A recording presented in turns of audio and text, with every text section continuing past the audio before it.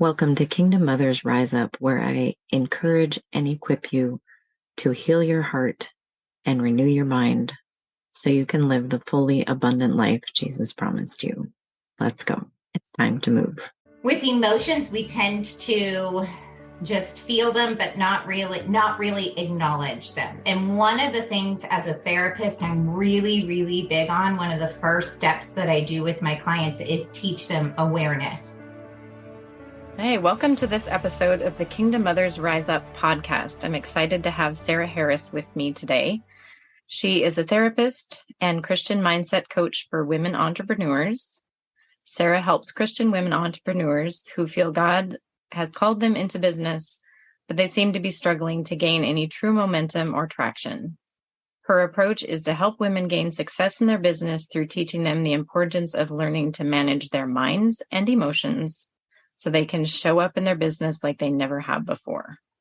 Sarah focuses on helping women get out of their own way, stop holding themselves back, and start becoming the business women that God sees them as, so they can boldly move forward, all while partnering with God and following his leading on their lives.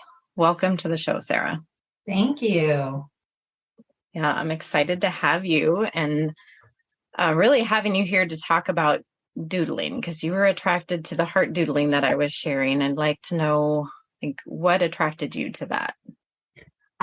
Yes, the second I saw your doodling, it just being able to see the pictures. And I guess this is part of the therapist side in me. Anything that wants to explore emotions and explore that world, I am intrigued by.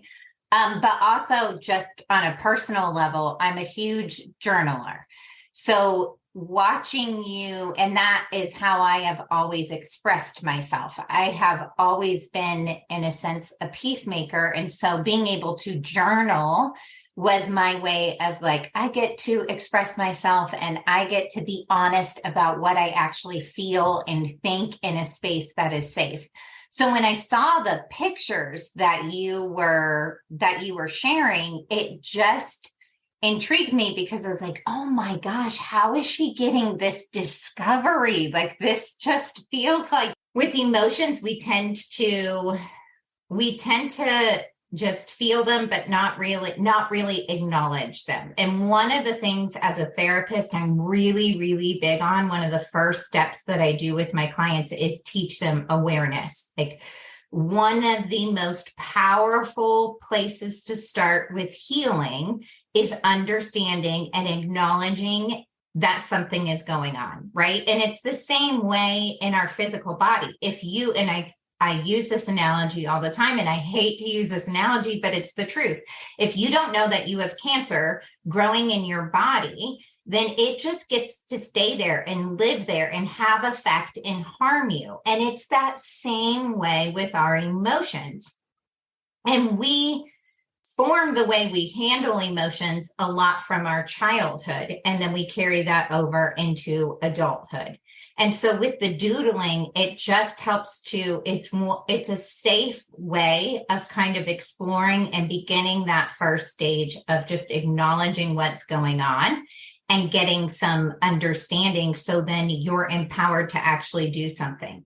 Getting a diagnosis of cancer is scary, right? But it's also life-changing because now we actually get to do something about it. So it's almost that same thing. I know this sounds terrible, but it's almost that same thing with difficult emotions. When we can finally feel safe enough to be honest and vulnerable with them and allow them to be there, it's almost facing that cancer diagnosis in a sense. Now I get to actually uncover some of this instead of just letting it stay in my body, because it's trapped in there. And it's having an effect, whether we realize it or not. Sorry, I know I got really long-winded there. No, that's great, because that's, part of when people ask what I'm doing or whatever, or they want to come up with, well, I can't draw or I'm not artistic. It's not about the art or your artistic ability. It's about creating a space to sit with your emotions and to sit with the Lord. So that's where that diagnosis isn't as scary. Right. Because you're getting the diagnosis from the one who has the answer. Yes, I love that. And getting to invite him in. So we have our own perspectives, right? And we have our own stories. And that's what we kind of filter everything through, is through our stories. But when you're inviting the Lord into the process, you're inviting his perspective in, which scripture says his perspective is higher than ours, right? That his thoughts are higher than our thoughts, that his ways are higher than our ways. So his perspective is always going to elevate us. And it's one of hope always. I mean, and victory. And so getting to have him speak truth into, like, wait a second here, this isn't what you think it is, my dear. And so, yeah, it's in a really amazing process. And so I'm going to go off on that for a second, because I invited my 10-year-old son. He came to me one day, and there's a joke. I come from a big family. I've got 6 brothers and sisters, and we're all really close with all of the cousins and everything, our nieces and nephews. And there's a joke about the Harris children all being very emotional. So this is good practice for my kids. So my 10-year-old son comes to me and he says, Mom, I don't know what I'm feeling right now, but I'm just feeling, I don't like the way I'm feeling. And I said, okay, I said, you know what? You want to do something and kind of explore and see if we can figure out what's going on in a new way that Mommy is learning. And he was like, yeah, let's try it. And so we sat down, and I walked him through some of the questions and prompts that in one of your workshops that you had led us through. And so we figured out that he was feeling restless. He was just had all this energy in him. He had some boredom. He didn't know what to do with it. And then through that process, he started to pray and ask the Lord to show him more about this emotion. And he came out of the process saying, God is telling me when I feel restless, he's inviting me into a space of wanting me to discover something new and get creative with him. And he felt so much better because he actually dealt with that emotion. He dove into that emotion a little bit. And so it was such a great thing to teach my 10-year-old, like, hey, let's not back off of this emotion and just try and find something to fill the void that you're feeling. Let's actually dive in and sit with this for a second. And that's how we actually feel better a lot of times. Sometimes we have to sit with it for days or weeks, but that's okay too. But yeah, it was amazing. And so I thank you for opening up and sharing your experience, because it really has unlocked a lot. And it was so cool to watch him walk through that. And for him to hear from the Lord so clearly on, hey, this is an invitation, which most of our emotions, when we're going into it with God, they are about invitations, that he's inviting us into something more with him. Mm-hmm.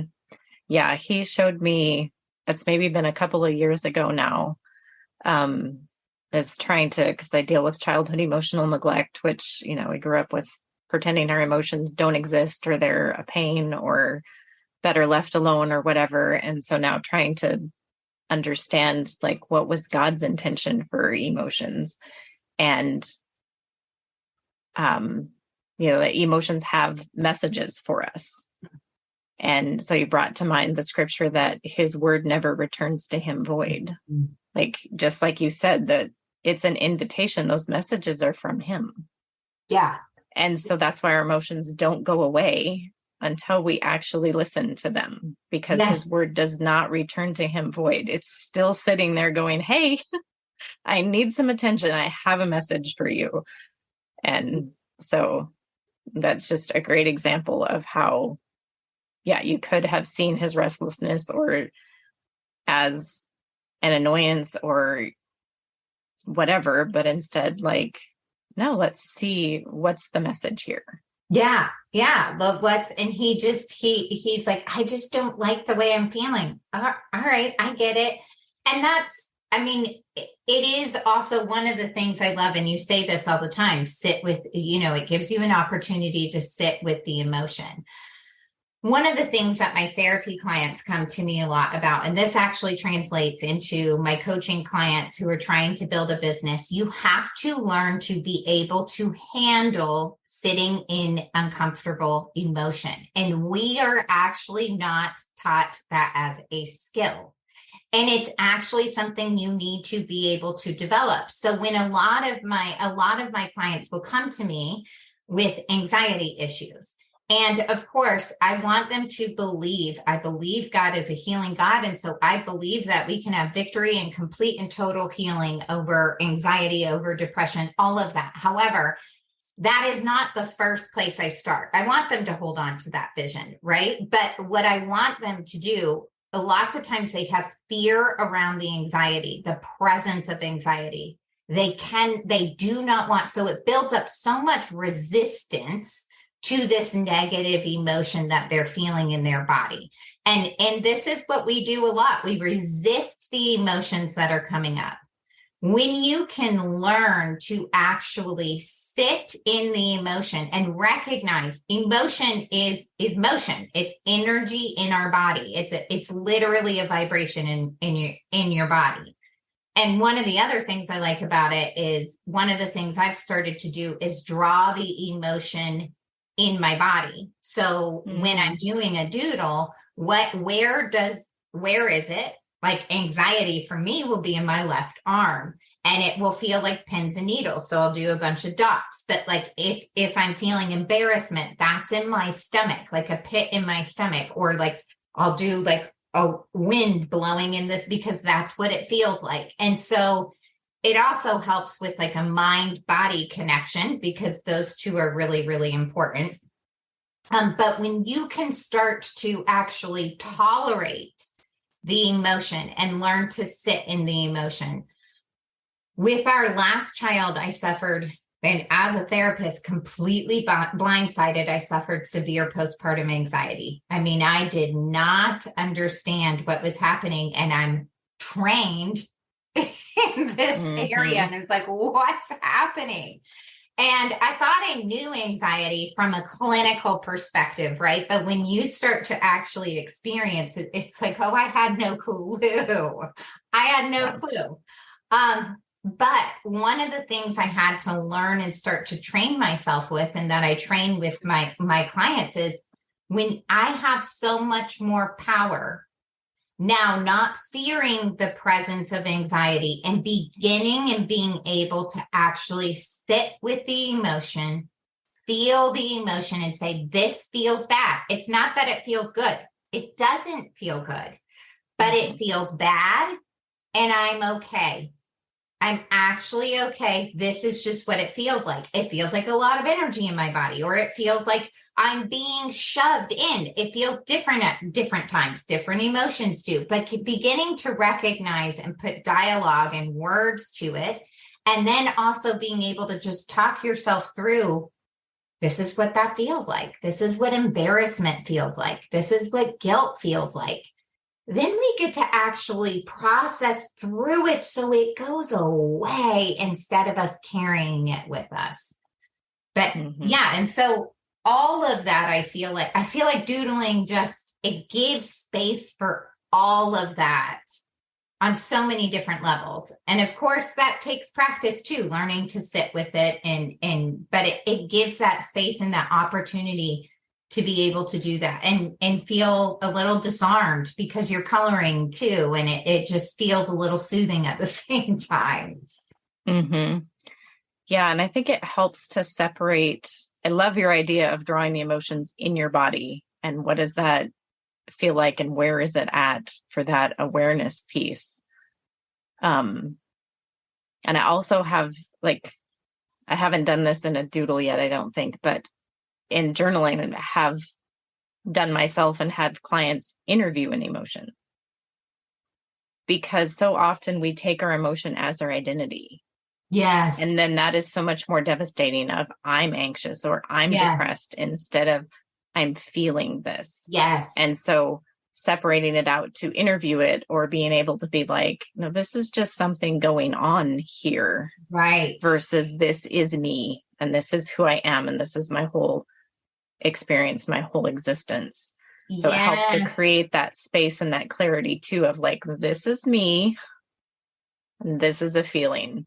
Yeah. You know? Yeah, this is something I'm taught. experiencing. It is outside of me. It is separate from me.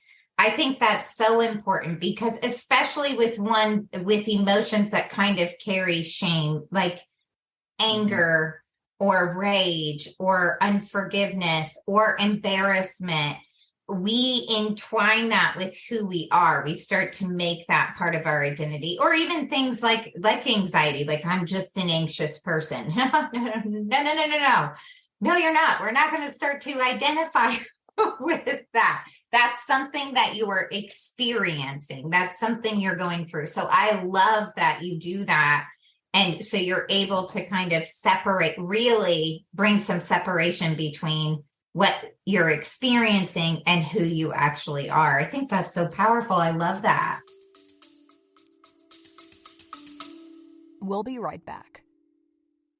Heart Doodling with Jesus is a membership where I do a live workshop once a month where we explore an emotion or an idea through doodling, which is just a simple creative process. I encourage you to draw with permanent markers and paint with watercolor paint to create space to listen to your emotions, the thoughts that are in your head, and what the Lord wants to say to you. And it's not about creating art. It is not about being good at it. It's about practicing the pause to go, what am I really feeling? What do I really think? What do I really believe on this particular topic? And giving you tools that you can use for yourself and with your kids to continue to explore your emotions outside of the workshops.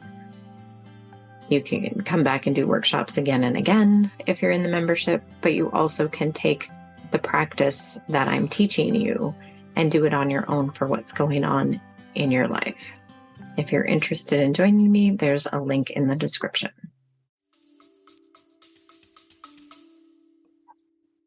That's definitely powerful to sit with it. And I think that's part of the doodling, of trying to imagine, like, okay, what is this actually? Yeah.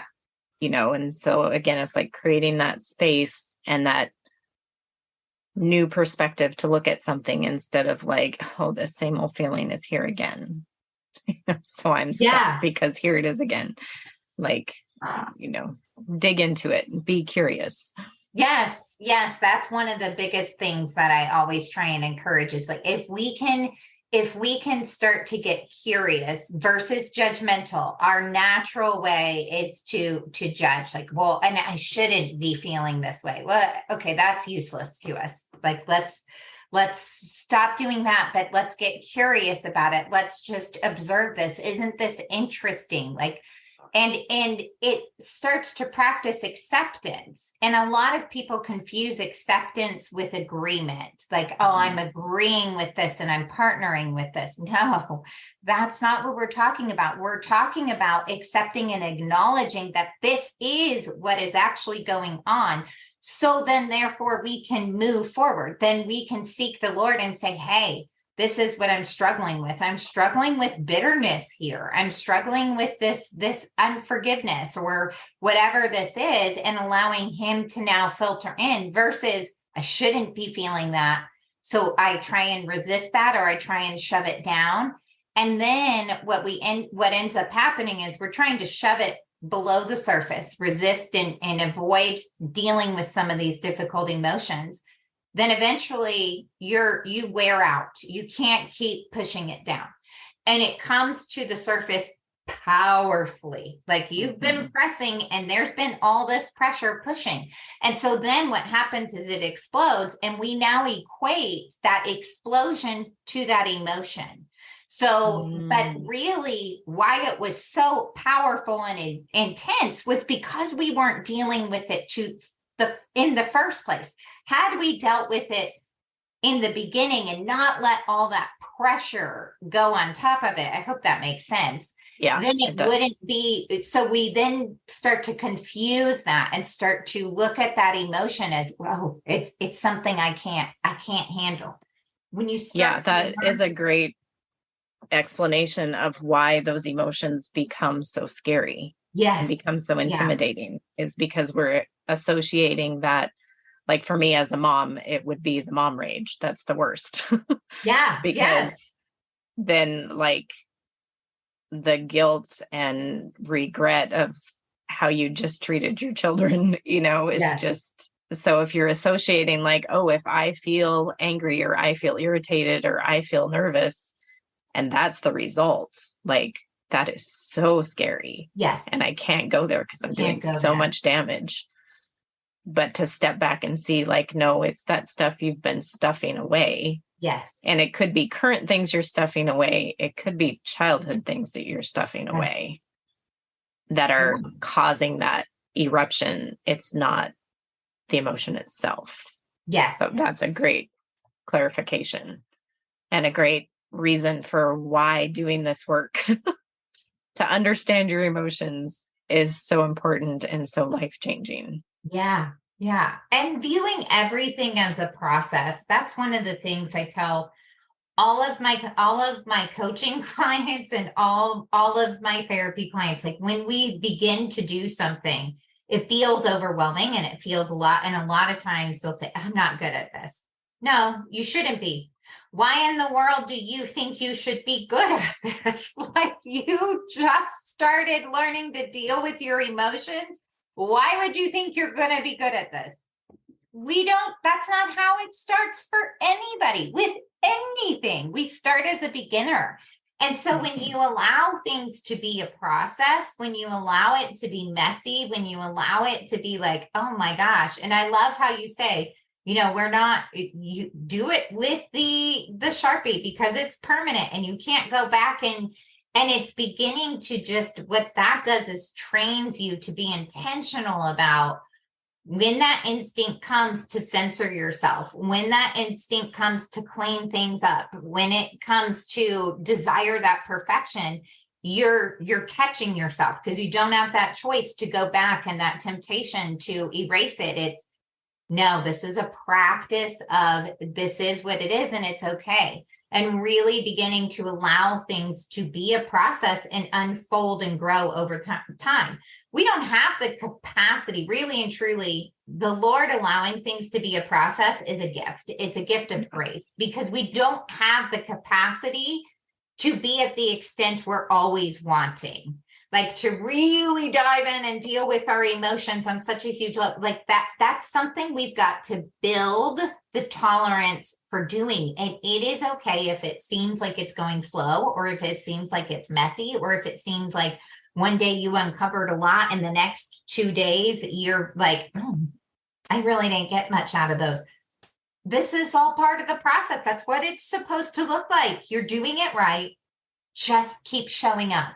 Just keep inviting the Lord in. And he's the one in charge of, he's the author and finisher of our faith. He's the one who is developing us.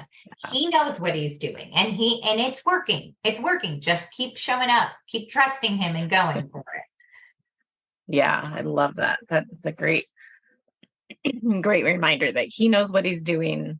He's authored it. So if we think of the author of a novel, they set the pace and they set the events and they set all of that, and you just go with it. Yeah. You don't get to tell the author. I mean, you can choose not to read their book, but like you don't get to tell them like your plot isn't moving fast enough or whatever, because to me, some of those are the best stories that in the beginning is kind of like, where are we going? Yes. But if they do a fabulous job of bringing together like so many pieces that you're left in the end being like, oh, and that, and that, and that, like, that's how God writes our life story. Yes. That when we get to a point where we can reflect back and it's like, oh, you were doing stuff in all of those things that I thought were pointless and a waste of time. You didn't waste any of it. All. Yes. Yeah. I love that. Yeah. Oh, it's been great visiting with you, Sarah. Do you have any parting thoughts you want to leave with our audience? Just if it at all entices you, just do it. Just join the Cove, do one of her workshops, and then experiment with it. It's just a fun, and it is a safe way, and it doesn't have to look any certain way. As you start to do it, you'll come up with your own things, and you'll come up with your own process for wanting to do it too. And that's part of the fun of it. It's just discovering and letting it kind of unfold too. So, but Yeah. I thank you for sharing your process and being vulnerable enough to share that on social media. And you saw how many, so many people were like, what is this? This is amazing.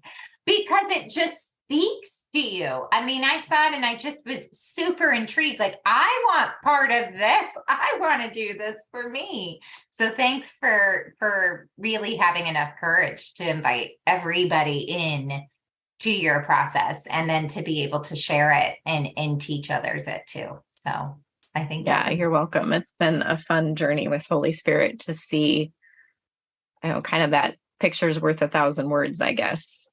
Yeah. Of sharing the doodling and the understanding, whatever that comes with that. But then to see like you starting to put your emotions inside your body. And I have another friend that she hasn't drawn a single stick figure. She just does like doodles and flowers and swirls and words, and like, oh, I love it. God has just been doing so much deep work in her life. And so, yeah. And other people that are like, you can't even tell what this is, but this is what I got out of it, kind of thing. So it's been so fun to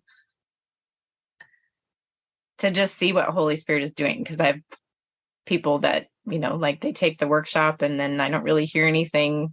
And then a month later or whatever, like, this is changing my life. Like, okay, awesome. So it's been a blessing, and I really appreciate you sharing and taking the time to be here today. Oh yeah. Thank you for having me. Thank you for listening to today's episode of the Kingdom Mothers Rise Up podcast. I'm blessed to have you here. If you'd like to continue the conversation, you can join us in the Kingdom Mothers Rise Up Facebook community. When you're ready for more support, I have the Heart Doodling with Jesus monthly membership, periodic group coaching, and one-on-one personalized coaching as well. Thank you so much for being here, and we'll see you next time.